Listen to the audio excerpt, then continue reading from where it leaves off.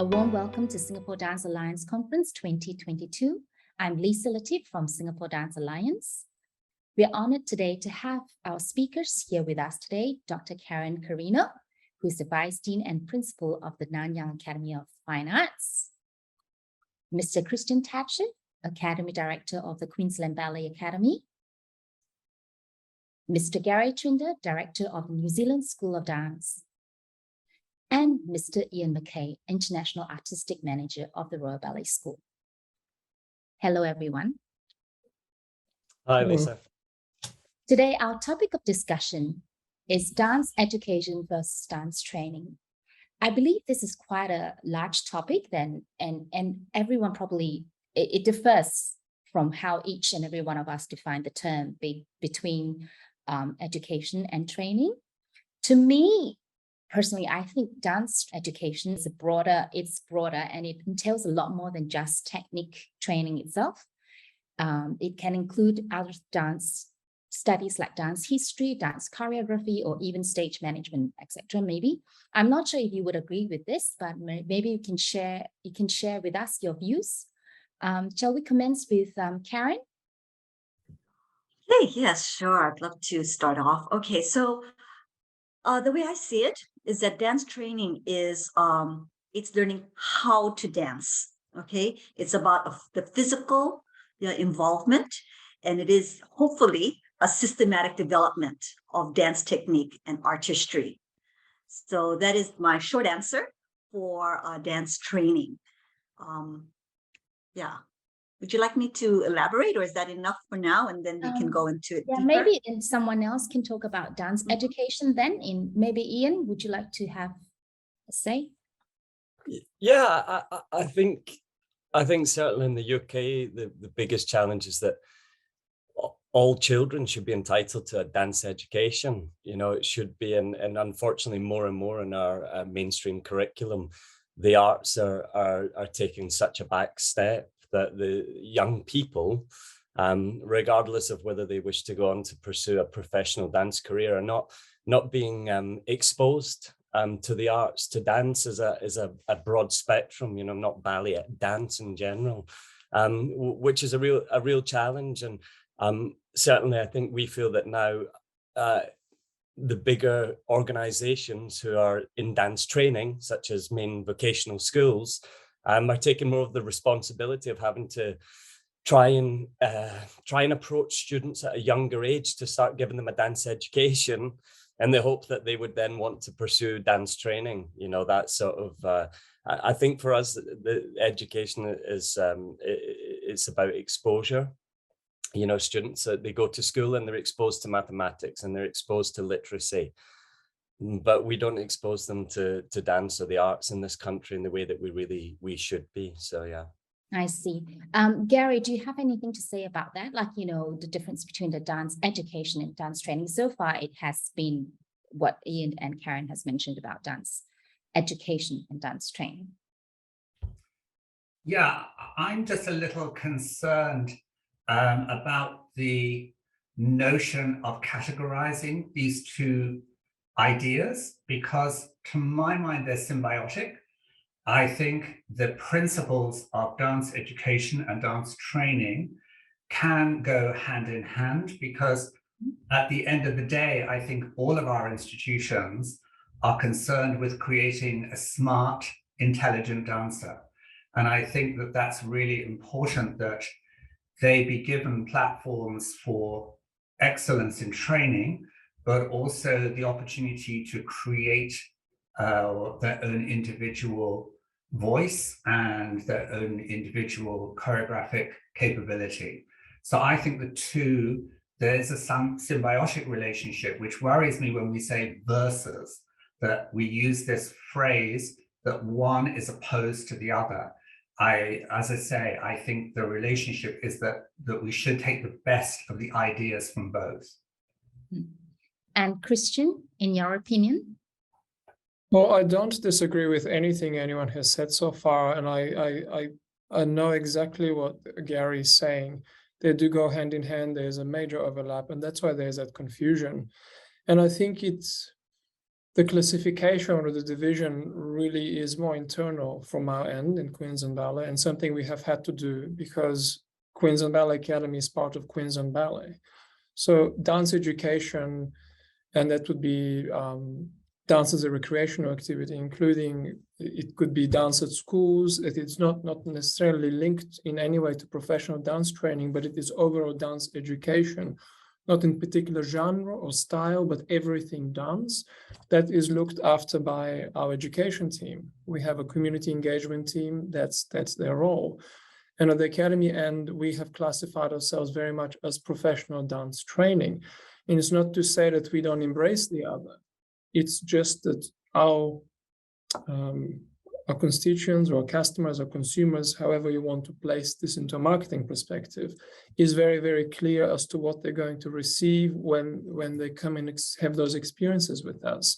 So with us, it's about the messaging, it's about imagery, it's also about finding the right target segment, if you will, so that we're very clear about what expectations people can have. So if someone's had no or very limited dance experience, they're not likely then to come to our what we call lead training series. The only lead thing is that we're providing professional dance training to advanced students, and we're marketed that way, as opposed to a summer camp or a workshop where it will be open to really anyone with little or no experience at all.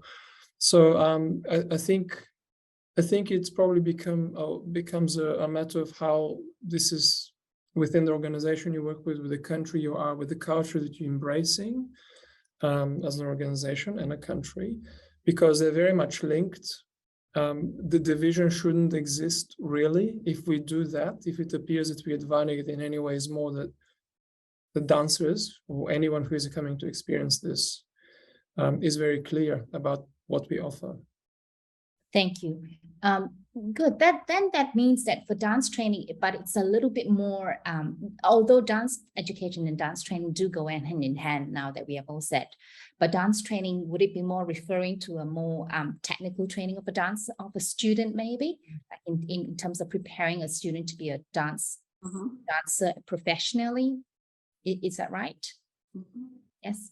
So I guess, Can I just answer that? Yeah. Okay. Whether they're training to become a professional dancer, again, I defer back to how I define it, as that dance training is about the doing. It's okay. It's a physical involvement, and as I said, it's hopefully a systematic way of developing a dancer. Now, I think many of us are, we are from institutions or academies, right? But I'm also thinking that when training often is maybe defines dancers that go to learn how to dance in studios, okay? And in studios, perhaps there might be some dance education learning with how I define it as learning about dance, okay? It could be history, it could be even some of what we call supporting or complementary practices like somatics and so forth. It is learning about dance and learning how to appreciate it as well. So that's the education part. So in a studio, perhaps it may not, I do agree. I think in the ideal world, it would be both the training and education together. And oftentimes it's hard to separate, but I think it's the degree or the level of each. So perhaps, and I could be wrong, but perhaps from my observation is that in studios, it's more about the training and maybe some education. Whereas perhaps in institutions like mine at NAFA, it's a lot about training and education. So as Garry had mentioned earlier, it's about informing dancers of what they are doing and why they are doing it. Is the education aspect of it. Yeah. Thanks for that. Garry. Yeah, I agree with Caren. I think also too, as we will all be aware, the nature of training a dancer in this day and age has moved radically. And I think the notion of dance training being studio-based is a dangerous one. because I think the very nature of that delivery tends to be, I do, you follow. And I'm not sure that that's actually appropriate in this day and age. We certainly have developed a new qualification, of which we're now delivering the second year of that qualification, because we found that the relevance of our previous qualification was not equipping dancers for the 21st century. So now we've shifted the focus. I mean, it's still 70% practical and 30% theoretical, but we now include composition, which we never used to have for the ballet students. We have a filmed composition unit, which is available to all the students. We do business studies now, which includes self-management, self-budgeting. We have people come in and talk about taxation, employment law, because we have to, many of the dancers that we are producing now are not necessarily always versed in mainstream companies. And I think COVID presented a real eye-opener for us in recognizing that many of the mainstream companies were really struggling, but more independent, smaller companies were actually thriving. So we've really got to be aware of the kind of dancer we're producing and the skill base to which we're equipping them now to make them ready. It's a very different industry. Thanks for sharing, Garry. That's really interesting. Does that apply to both of your other schools as well, Christian and Iain? Yeah, absolutely. I think Gary's just absolutely covered it all. I mean, it really is a different world, and we have to equip dancers in a different way, as Garry said. And certainly the Royal Ballet School, you know, they have their degree course, which they have to complete. It's they have dissertations. They have, as Garry said, they have introduction to business to give them, to equip them with skills to develop them as young people moving into a professional world, not just young people trying to get into a ballet company, which I think in years gone by was the case. And I think that's fundamental. And as Garry says, even the approach in the studios is different now, and we're all the better for it, I think, in my opinion. I guess the one thing that we're challenged by now, just in terms of, and they absolutely, all the schools do amazing now to actually do a rounded education, a dance education. And it's just that the question for us is, when does the training become so specific, you know, in terms of balletic training? At what age does it, should we only be asking dancers to focus on ballet? Because obviously previously that's been at the age of 11. And even our curriculum is broadened in terms of the dance offering to give them a broader dance base. I think everyone would agree as well that the company's repertoires over the years has changed immensely in terms of the choreographers that have been used, in terms of what the expectations of a dancer are, in terms of their capabilities and movement. And somehow a pure ballet curriculum just doesn't fit the mold anymore. It's a broader dance training, broader dance education that is what we should be giving to our young people. That's really interesting, because now that it seems like all the dance education then actually broadens up all the different kinds of careers that's available as well, which is really, really good. Then in terms of dance training, then if we talk about dance training in particular, when we say, yes, it talks about actual technique training, what does it entail for a full-time training then? Christian, do you have something to say on that? Oh, I think it's about consistency, and Caren said earlier, it's about the systematic approach. When it comes to professional training, there's a very clear progression plan. It's not a recreational activity. It would be difficult to become a professional dancer by taking dance class 2-3 times a week. And then the another layer of this is, which Iain is talking about, and Garry and Caren, is that to be a complete dancer, you can't just be doing one genre. You need to complete dance education. And in today's world, when the choreographers have changed the way they work, they have different tastes, different style. Everything's much more dynamic, maybe much more athletic. I think it depends on the organization, the goals that you have at the end. At the academy, depending on the level, we provide different amount of training hours. So as they're younger, our younger student, let's say not the youngest, but let's say someone who is coming to us to what we're saying is our first year of professional training. And when we say professional, that means that that's when the progression plan starts really to be implemented very, very carefully. Will be our level 6, and in that level they have to be with us 5 days a week consistently. For the next 3 years, they could do other genres apart from what we offer. So for them at the moment, we offer historical dance, classical ballet, contemporary, some improvisation, and so on. But we really focus on the bases. And as they get older, those students will start coming to us 6 days a week. The younger students can do other genres outside of our hours if they wish to go and do tap or jazz or something else. That we encourage them to do something else, but we need to balance their workload. So I think every organization will have a different setup about what works for them. For us, the younger students come 5 days a week. All the students come up and will do up to 25 hours a week, and then they do academics for the rest of the day, or the rest of the week, weekly hours they will have. And our pre-professional course, which is students who already have finished school. So we make sure that they're ready to have a full day of dancing like the professionals would do. They'll have the same hours as a professional dancer, which will be 10 till 6 in our instance, with some training on Saturday as well. But it's about consistency, and not just about these are the hours I do. What's within those hours? What's the program? Who are the teachers? Are they providing consistent curriculum? Is it well designed? So it's about you have to have consistency in training. Of course, you need to have the opportunity to learn different genres and styles and so on, but there needs to be a progressive plan from my perspective. Thank you, Christian.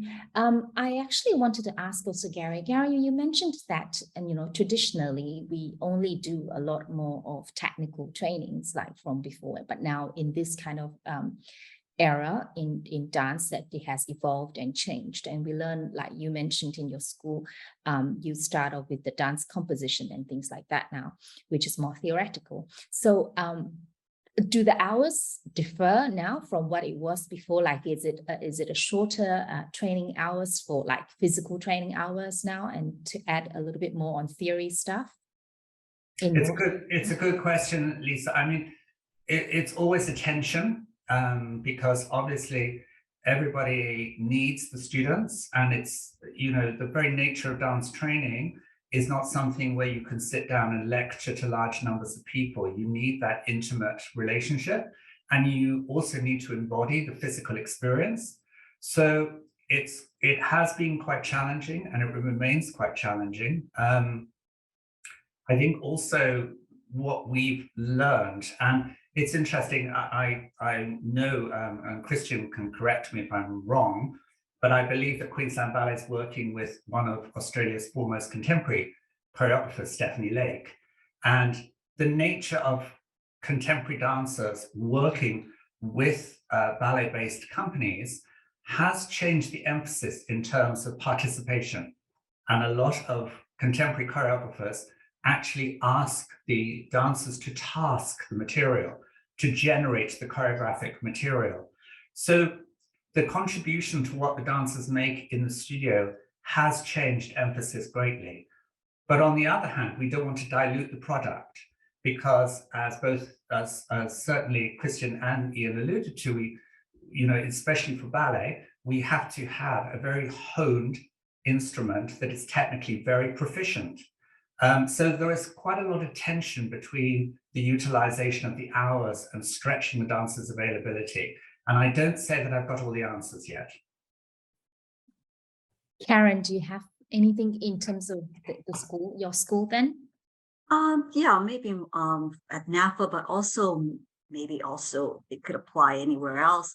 As both Christian as well as Garry has mentioned, demands or the expectations of dancers today, is very different than perhaps in the past. More and more, we choreographers want dancers to be collaborators in the creation process. So it's not telling the dancers what to do, right? Or but asking the dancers to what we call improvise, right? So improvisation becomes a very important part of a dancer's training, in which they know how to explore movement, so that choreographers can then work with them and perhaps use their ideas in crafting a choreography or dance creation. The other part I wanted to speak about is that, as Garry was saying, that, it's a whole thing about negotiating the hours of how much actual, dance training that you do. But it's also about, so one way that some schools have done it is yes, theory is important. You might, the dance sciences like anatomy and kinesiology, learning about the body, but it's called applied theory or practice. So it's knowing the theory, but how does it apply to dance, and actually doing it, using it in your dance. So it's not just sitting down and learning it like a doctor or a physiotherapist would learn, anatomy or kinesiology, but actually using it in your practice and understanding it in your own body. And so that is how that you learn theoretically, something you learn theory, but how do you use it in your body? How do you understand it? In other words, how do you embody that knowledge? Thank you, Caren. Then, Iain, could you share then, for example, in the Royal Ballet School, like a typical day or a typical week for a student? How many hours versus how many hours are they in the studio, and whether they are doing academic works, or, how does it differ? And does it change when they are a little bit older in lower school and the higher school, upper school? Yeah, exactly that. So in the lower school, there's less hours of dance and more educational classes. And as they move through to the pre-professional, which is the final year, as Christian said, it's the balance shifts slightly, although it does maintain. And again, Garry's right on hit the nail on the head. The balance of hours, especially as they get to the older students, the hours of studio time, how that's managed, and what Caren mentioned as well. So we work a lot as part of the Healthy Dancer with sports science and trainers, and the schools moved to a model of there's no jumping days, days where, because the data that we have collected, or that these professional sports scientists have collected, is that it doesn't help the students to jump every day. Now, think back to when we trained, that's a really hard concept. That's no, I have to do my solo every day, otherwise it's not going to keep improving, right? So that's about re-educating as much the staff and the teachers, and the students are far more adaptable to it because it's new, and they're. But what you're creating is a healthy dancer, a healthy mind, a young dancer who takes responsibility at an early age, not responsibility in a bad way, responsibility. They understand their needs and what works for them. It gets them thinking. It means that they can then vocalize, instead of, as Garry said, it used to be you do as you were told. And that's really important for our industry, to become far more progressive, to become healthier, and actually to create better future dancers. Although it is still early days, I think everyone would agree these practices are new, but it's certainly the best way forward in terms of for the benefit of young dancers. But it is a challenge how many hours that you need in a studio, and then if you have choreographers come in, that shifts again, because there's then a piece to be created, but actually, no, we've limited to X amount of hours, so you can't give you, so it's always a negotiation. But I think the negotiation's worth having, for the good of all. Then it sort of, when you're talking about all this, it gives me another question to ask is, now that we know that dancers have to learn so many different things, and we are really stretched for time, like a dance, like there's only 24 hours and they need to learn this, that, in your opinion, then maybe Christian can share, what kind of people then are suitable? I mean, I shouldn't say traditionally, there is some sort of mold that we, especially for classical ballet, that you sort of have to fit into. What about now? Do you think that has changed? Oh, it certainly has changed. I think and we mentioned this earlier, that I think I said as well, the choreographers are different now. They often even look for a different body type. Their work is much more athletic.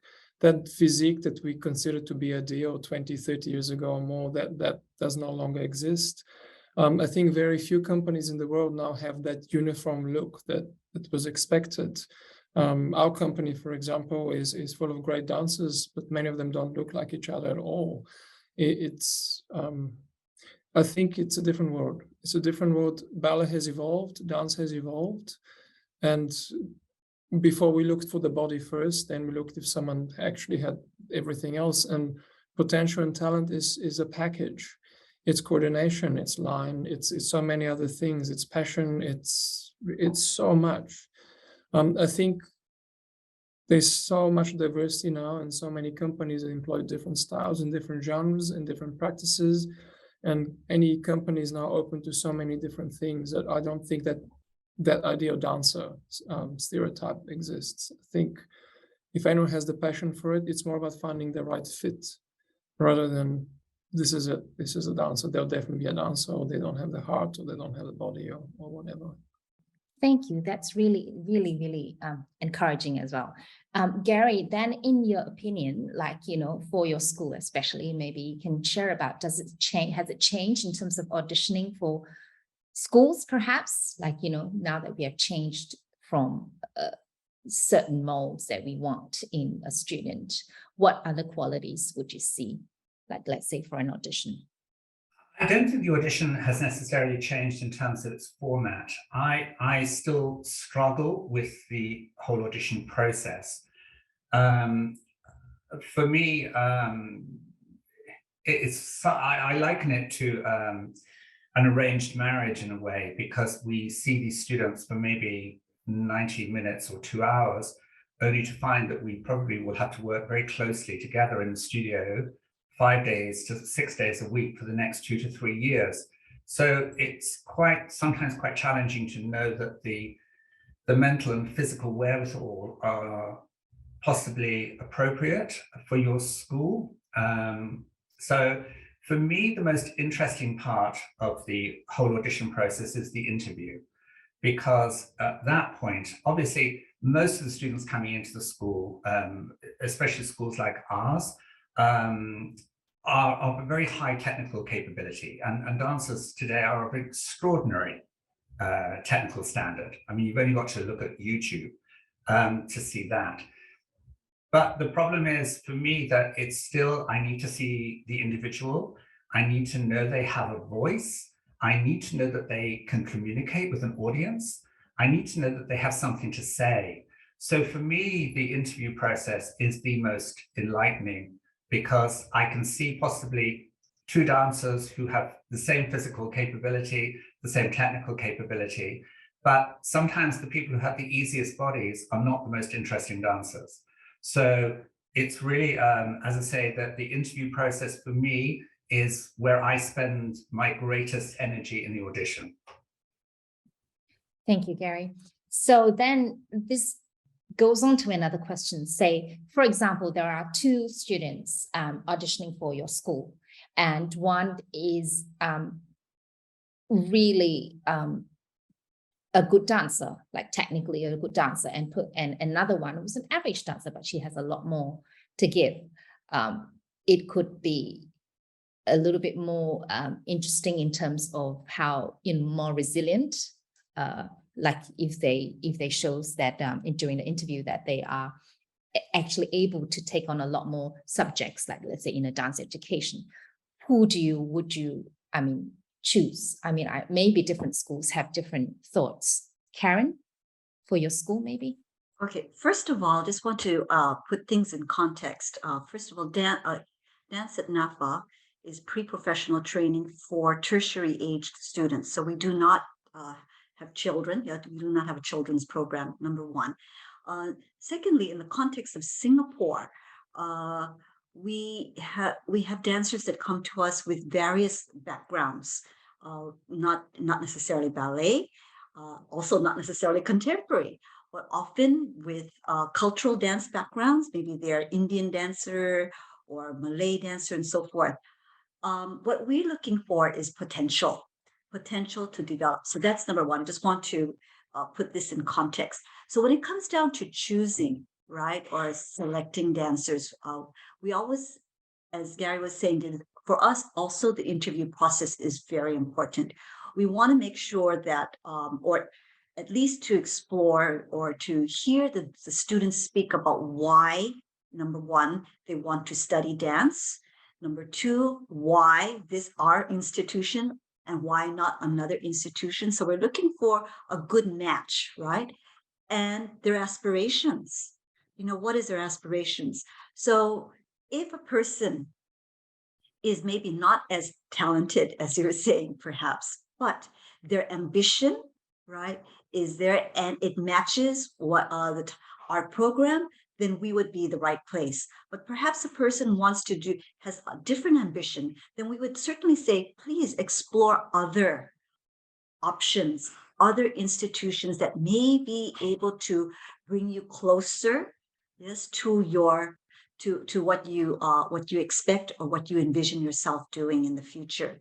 So it's about having making the right match, because eventually, even if we take the dancer into the program, down the line they will realize it. Maybe this was not the program for me, right? I should have gone. It will become apparent somehow, either to the student themselves or to even the teachers or the parents, or it will become apparent in one way or another. So it's about trying to help the students to make the right match. So it's not just about us selecting the students, but actually we want the students to also select us appropriately, if you know what I mean.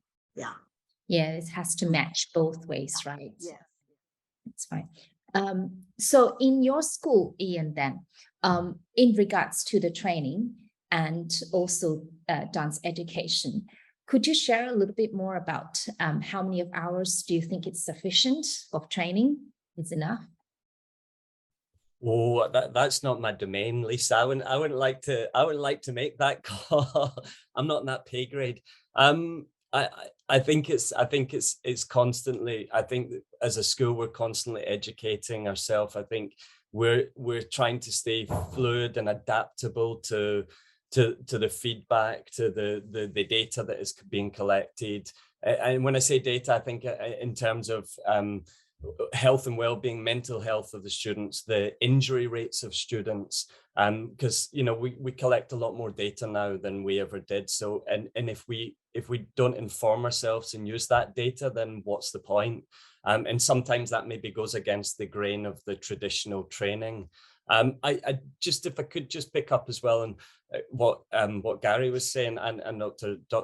Caren, but in terms of the addition process, ours is slightly different, especially for the sort of older students. So we try and spend more time with the students in the studio and as Garry said, speaking with them. There's a contemporary class that's included with contemporary repertoire. There's repertoire class, which is based on, maybe something that the companies would be expecting these dancers to do pretty soon, as in terms of mazurkas or shardash or something that's not a solo. We're not talking Don Q solo. We're not talking intricate rep, maybe that's also based from the character roots of the companies.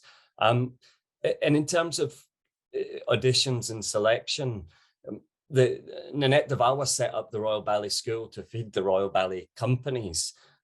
So when the Royal Ballet companies start using Crystal Pite and they use Wayne McGregor and Juliano Nunes at Birmingham Royal Ballet, then it's like Christian said, it's what those choreographers are looking for. And at the end of the day, so it's those dancers that we're looking to try and support and select to help the overall ecology of the dance world to keep it progressing. So yeah, it's not a one size fits all anymore. Thank you. Anyone else wants to add, Christian? No, I'm just processing all of this. I agree with my colleagues completely. in audition process, what we've done differently is we've introduced the contemporary aspect of it, which we didn't have years ago. We just did a ballet class, and the strongest ones went in. And over the years, as it has been mentioned, the industry has evolved, the choreographers have changed the way they work, the dancers they prefer, and so on. So we've introduced in our training more so is the change that more contemporary work, a lot of more improvisation. In fact, we opened a transitional course this year, which was a new course for dancers who are excelling in that area and prefer to go into that more neoclassical contemporary genres, or have not yet decided where they want to go. Because Queens and Ballet, we say we're a ballet company, which is probably a lot of our works are classical. But as Garry just said, we're working with some very, very interesting choreographers. Our triple bill we're running right now is designed to develop choreographers and to give our dancers the contemporary work experience, if you will. So processing all of this, the audition is evolving. I think the audition process is definitely evolving, but the training is responding to an evolving and dynamic industry. I think it'll be really interesting to see where this is going to go.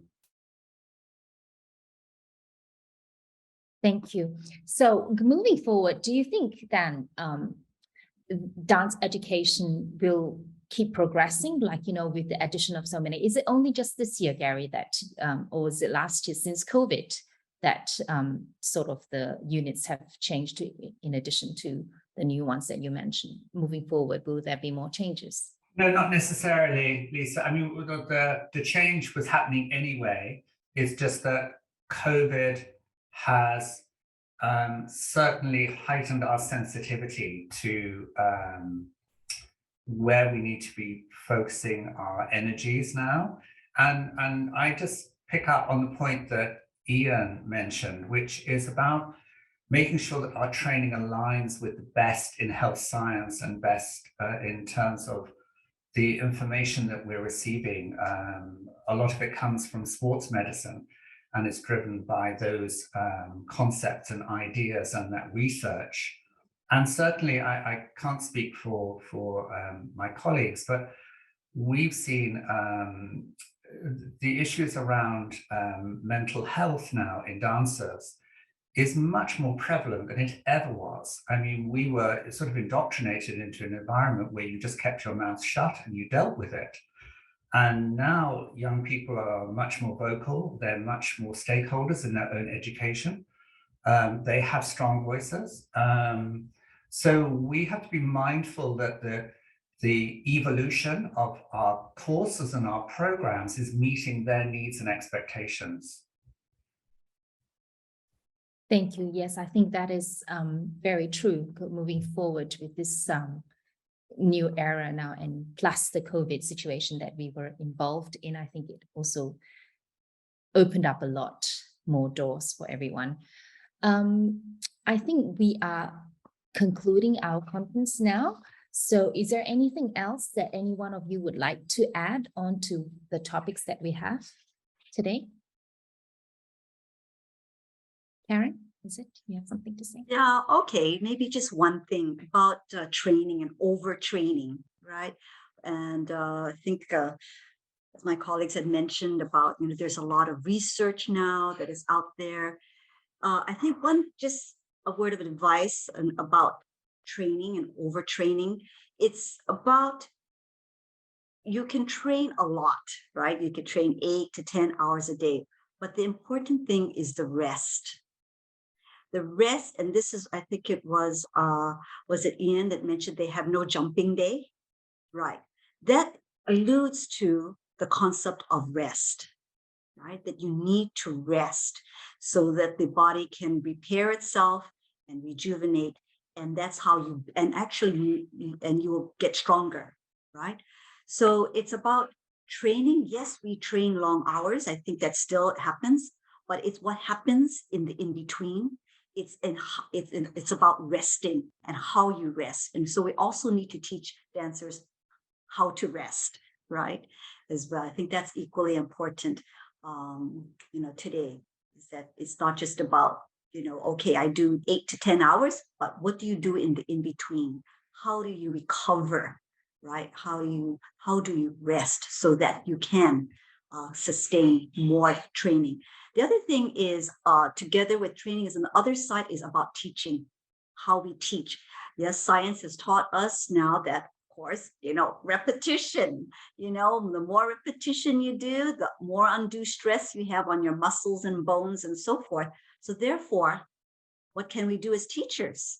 How does that affect the way that we teach and what we teach? Yeah, the type of combinations we give to our students, and how does our classes progress with that in mind, that repetition, with more repetition comes the potential of injuries, right? Yeah.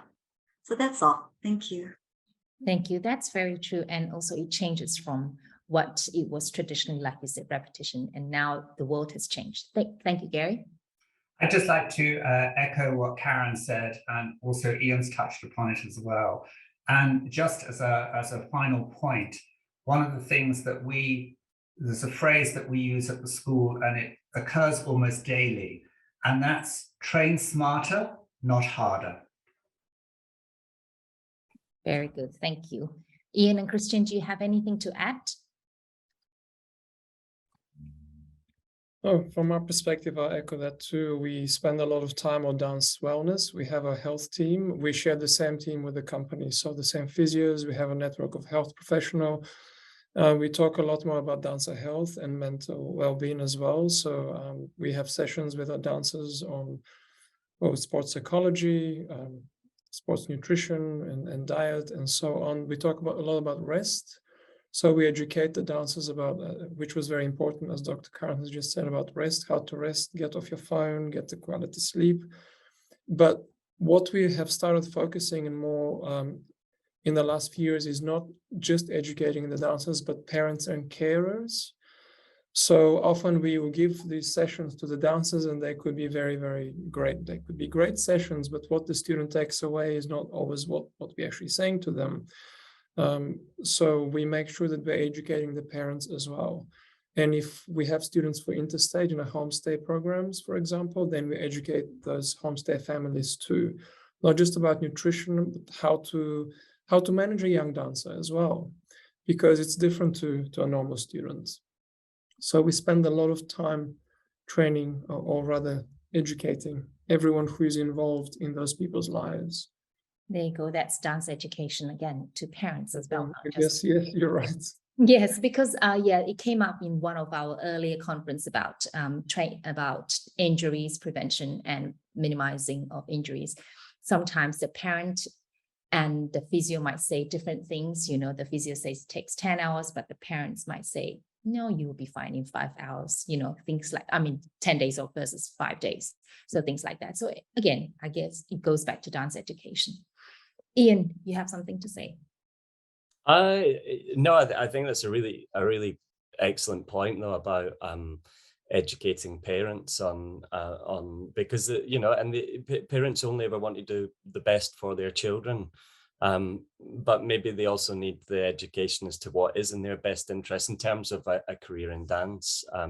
So yeah, and maybe that is a responsibility that as organizations maybe we don't always take on. I'm not sure, because there's that barrier, but I think it's really great that these conversations are happening, that we're all in tune with what we're trying to do. I think it is a very different way of approaching dance training, dance education, and so actually to hear everyone's ideas and thoughts and see that they're in line with what we're all, I think that's a really positive thing. And I think for young dancers that should enforce also the trust that what we are doing is the right thing and is going in the right direction.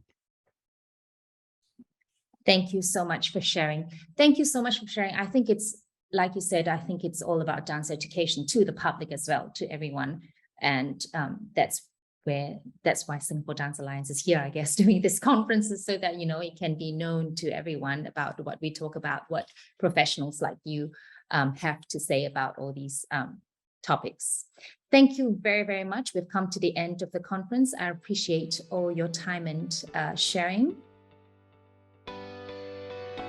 Thank you very much. Thank you. Thank you, Lisa. Thank you, everyone. Thank you, everyone.